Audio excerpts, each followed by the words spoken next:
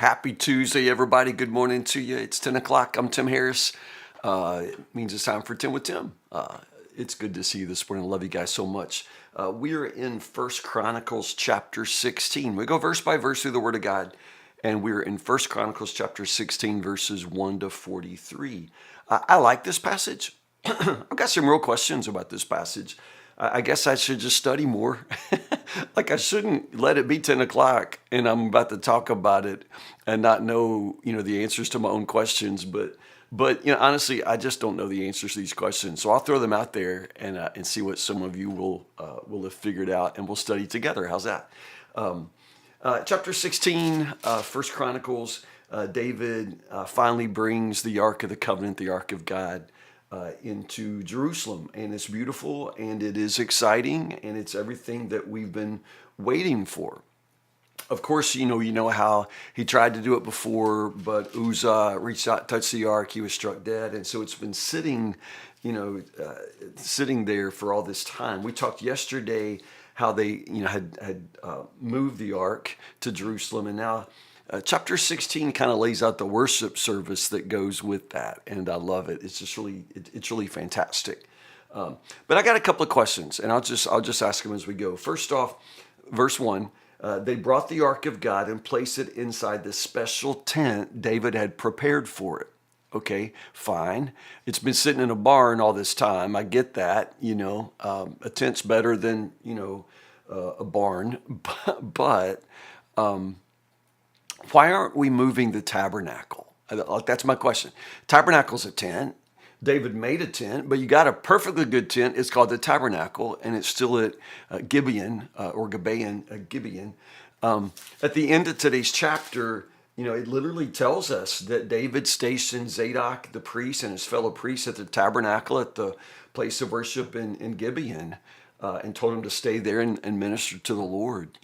Later, I think in chapter 21, we'll get there, David wants to inquire of the Lord, but he's afraid to go to Gibeon. And so it's like Gibeon is the only place to inquire of the Lord. I just find that kind of peculiar. And my understanding, the ark, like the name of the Lord, or the presence of the Lord, dwelt with the ark. And I thought that the tabernacle, was holy because God's presence there with the ark. But now we have these two things separated, So, you and I both know God is everywhere, his presence is everywhere. But from an Old Testament theological background, which one of those is the most important? Is the presence of God with the ark in Jerusalem, or is the presence of God, in the place of worship where the altar is in Gibeon? I don't know. Now, when it talks about David inquiring of the Lord, I assume that has to do with what's it called, the Urim and the Thummim, the little gadgets that the priest wore in his vestments that allowed him to sort of cast lots and know what God was saying. Maybe David had to go where the priests were to inquire of God. I'm talking out loud. I just don't know, and I don't know if anybody knows, to be honest. Again, all we get's the Bible, and if the Bible doesn't answer the question, then anybody who answers the question is speculating. They may be really smart and they may be correct, but you don't get to know more than the Bible, and I'm just not sure the Bible answers this question. But if you know, I would love to know what you know. Why don't they move the tabernacle? At this point, again, they bring the Ark of the Covenant. And again, I'm not taking anything away from the glory of the day. It's amazing. It's beautiful. They dance, they sing. It's an amazing moment of worship. That's just my question. And I asked the question as soon as I read verse 1 where it says they had a tent. It's like, well, you got a tent. You got an amazing tent. God told you that, how to build a tabernacle. Move it. It moved all over the wilderness with them. Move it now. But for whatever reason, it doesn't move. They leave it at Gibeon. My next question. Did you tune into 10 with Tim to hear my questions? I thought, I know some teacher I turned out to be. My next question, David's sort of, again, we talked about it yesterday, the day before, the way that David is sort of a priestly king or a priest king. And his priestly role is really highlighted in this chapter. David seems to lead in making sacrifices. David, blesses the people. David functions like a priest here, but I thought Saul, got completely canceled because he made sacrifices. Like Saul acted like a priest, and it was like, the sky fell on him. And now David, he can't do anything wrong. David is acting like a priest, and it's the best day we ever had. What's up with that? Now, probably, what is it? 1 Samuel 13. I probably just pulled that number out of my ear. 1 Samuel chapter 13, where Saul makes the sacrifice. Samuel has a role in Saul's day that and there's no parallel. David has Nathan, but Nathan is not Samuel, and so I don't, Samuel just has this authority that Saul never seems to have. Samuel retains it. And Samuel had told Saul to wait, until he got there and he would make the sacrifice. And so Saul disobeys God, which Saul does pretty, regularly, but so does David, to be honest. I don't know. I'm just sort of struck by the fact that Saul, and again, I'm not rooting for Saul. He's not a good guy, but still, just the way in which he was always so restricted, in his role as the king. And David here, so freely and with celebration steps into a priestly, kingly role. Anyway, I'll stop asking questions and I'll try to walk you through the chapter now. Those are my questions.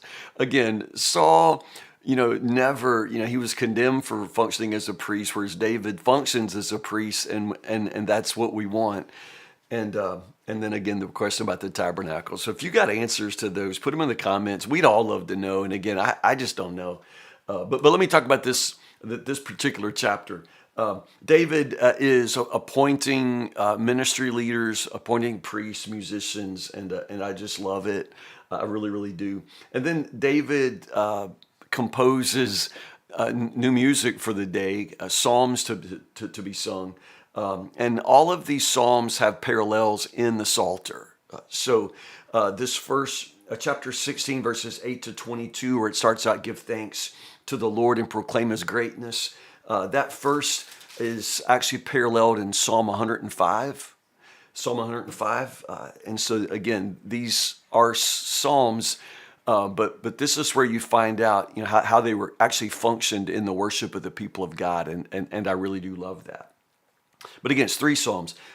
Verses 23 to 33 pick up, and that's Psalm 96. So we got Psalm 105 and then Psalm 96. And what I love is the way David composes these Psalms, and this gets three separate Psalms. They go together, but notice the movement. We start out with, in verses 9 to 11, it's Israel's praise.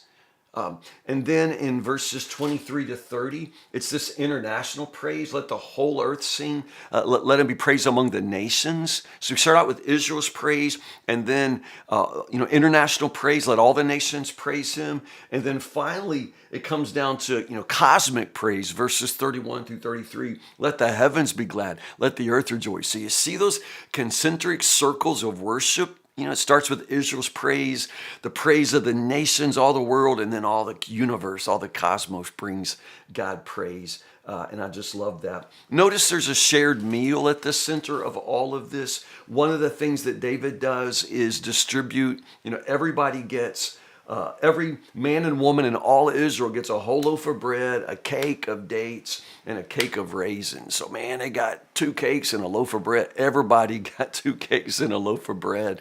That's amazing. But again, it's not that you get that and you take that home. It was a meal. It was a festival, and it was a feast. And so part of the celebration is that they would eat together, but so the king provides the food that everybody's going to share and eat together. And again, I just love all of that.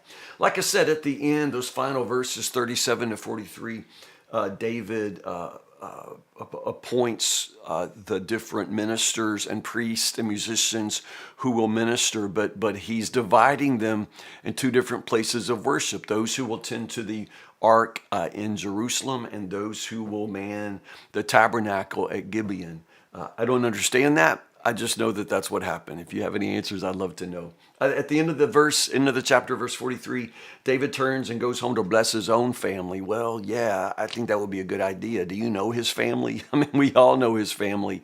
David should be spending a lot of his priestly time trying to see that his children will learn to know and love God the way he does. Unfortunately, many of them will not. And that's the story of his downfall. But in this particular day, he gets it right. He goes home to do for his family what he has done for the nation. And I think that makes sense. Pick up with me here tomorrow, chapter 17. 1 Chronicles chapter 17, verses 1 to 27. 1 Chronicles 17, 1 to 27. Again, I had more questions and answers today. If you got answers, or if you just want to go, yeah, good question, put it in the comments and we'll talk about it together. I love you guys so much. Have a great Tuesday. I will see you in the morning, Lord willing, 10 o'clock for 10 with Tim. I love you guys so much. Have a good